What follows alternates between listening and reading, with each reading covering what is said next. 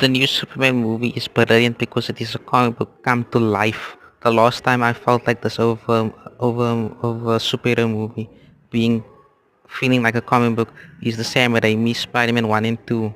That Sam Raimi could make a comic book come to life with those films in live action. It felt like a comic book. This movie did the same. The DCU is not trying to be grounded like a world with our world with superheroes now. The DCU is its own world with its own unique world building and its own fantastical world and its own history.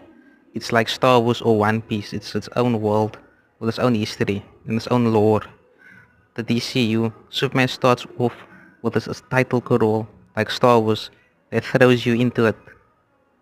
It feels like it's like picking up a random issue of Superman. We just thrown into it and there's already a whole continuity of history before, but you don't need to know that because you know Superman's origin already. So James Gunn throws us into it. Star Wars starts off the same way in A New Hope. The story is already in progress. We're thrown in the middle of this war between the rebellion and the Empire. Darth Vader and the Stormtroopers are taking on the rebels. Leia is giving the message to R2D2. That's how it starts. It makes the world. This is a way of making the world feel expansive and big and huge. It makes us want to know more about this world because it has its own history and there's all these fantastical characters, all these larger than life characters that we want to know. It's like Star Wars and One Piece. Superman, David Gordon Sweet's Superman and Lex Luthor, Nicholas Holt's Lex Luthor are the best parts of this movie. David is probably the best Superman besides Christopher Reeve.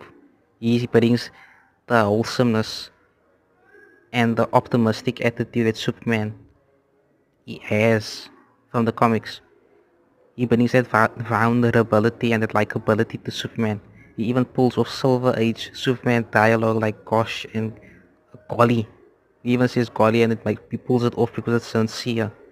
See, Superman comes off as sincere and this comes off as a guy that you want to hang out with. Nicholas Holt's Lex Luthor is also brilliant.